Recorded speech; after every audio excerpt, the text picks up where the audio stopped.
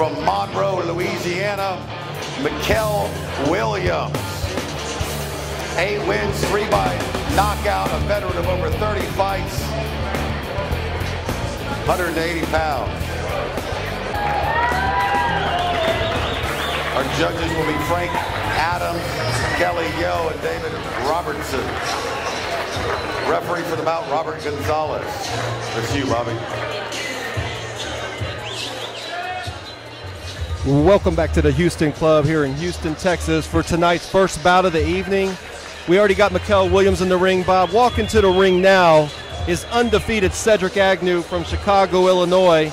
Obviously, Mikel Williams was a last-minute replacement for this fight, but he always comes tough and he always comes to fight, so we should have a good one on our hands tonight. You know something in this business, Nate, we all know about last-minute changes, but it's the same thing in all sports. You know, they don't make as big of a deal about it when the shortstop of the Yankees gets changed out for some reason or whatever. But Mikel Williams is a kid that we all know here locally, regionally. He's been a tough opponent, fought all of our fighters here locally over the years from 140 all the way up now to the light heavyweight division, and he always gives a good account of himself. He's a tough, solid opponent. That he is, and you can hear the accolades going over for Cedric Agnew right now. Cedric, undefeated at 20-0, is really coming off the most defining win to this point in his career over Daniel Judah, a fight that's gotten him ranked in the world. He won a regional strap in that fight, a WBC strength and regional strap. And now, I guess this is kind of the way his handlers are looking at it, a stay busy fight for Cedric at this point, just trying to line him up for the next big fight. You know, when you're lobbying with these sanctioning bodies, and that's the stage that Cedric's people are at right now, you know, you have to have something to call up about, something to do, and you know, you keep your fighter busy. You season him. You know, that's what we always said over the years. That's what we called it, and you know, it's not every time. It's not you know, but it's always for all the marbles. You know, obviously, if the wrong thing happens, then the setback is huge. Well, here we go in round one. Obviously, the height advantage right away is to Cedric Agnew. And from watching Mikel from years, I mean, you're looking at a man that's fighting up 40 to 50 pounds heavier than he's fought at the majority of his young career. But he's never fought at a length anyway. He's always been an inside guy, so it shouldn't hurt him here, should it? Right. Well, that's not his thing to fight at a distance. He's I mean, as you can see, you know, he keeps his hands high. He's a solid defensive fighter, and he's needed to be, because as you go down his record, Nate, you can see it's a who's who of prospects in the various divisions that he's been in.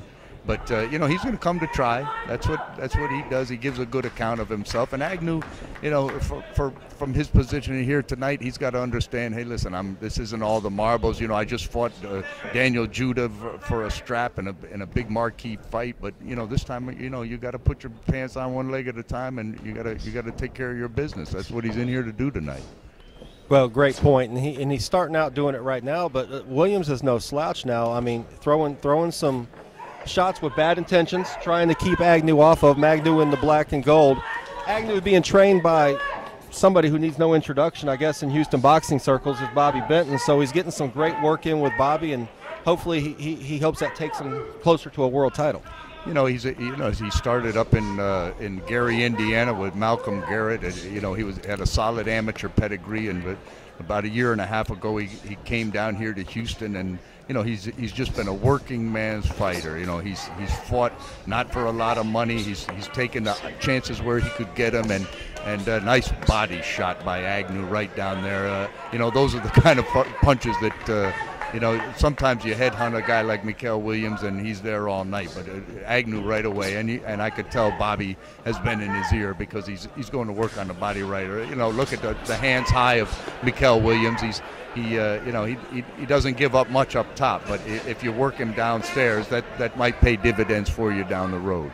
Yeah, and the body shot you're talking about look like it's really opened up his repertoire a lot too. Now he's starting to get some opportunities upstairs with the left hook, but those body shots, especially on a guy who the appearance and the physical condition of Mikel Williams have to take a toll probably rather quickly versus lately, since the guy's kind of soft in the midsection.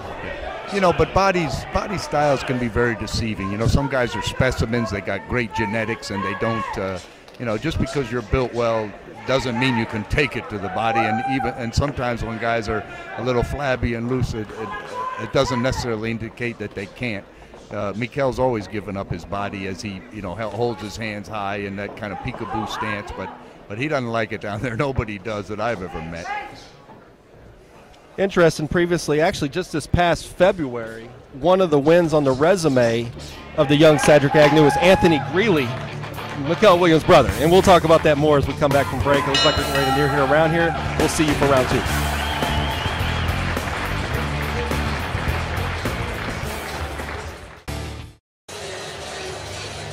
Welcome back to the Houston Club. As we're getting the final preparations in between rounds, getting ready for round 2. There's the whistle. We'll be back at round 2 rather soon.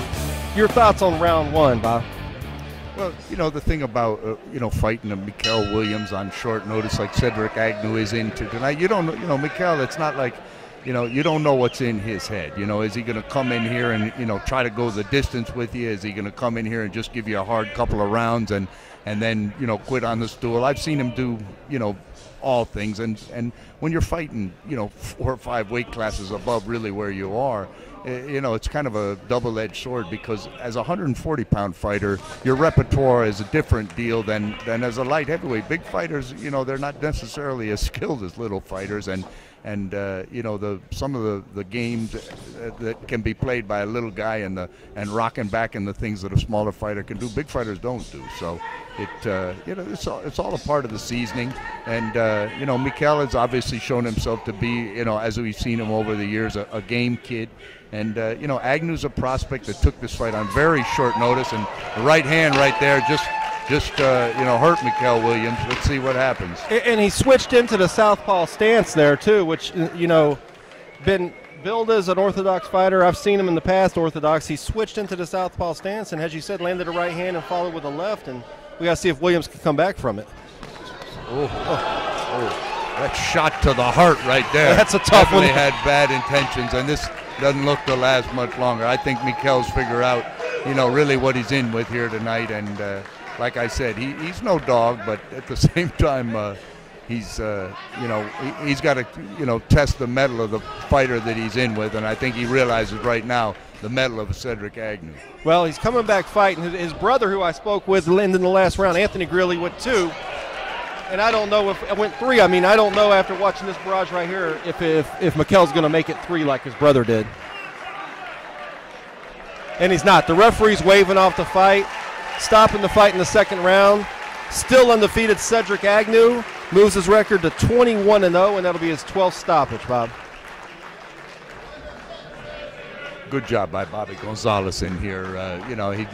Discretion's got to be the better part of valor, and Bobby's a tremendous official over the years down here in Texas, and he knows what time it is, and that was it for Mikel Williams, and he didn't leave it up to Mikel. No, he finished it, and we'll finish this thought and bring you back for the decision right after this. Cedric Agnew, winner at 153 in the second round by TKO. Still undefeated. Well, there you have it from the ring announcer. Cedric Agnew, the winner by TKO in the second round, undefeated, 21-0. And we're going to bring you back for more great fights from the Houston Club here in downtown Houston, Texas. You can be apprised of all the upcoming fights in 2012. We've got a great year planned for you. Let's hear it for both the fighters in the ring tonight.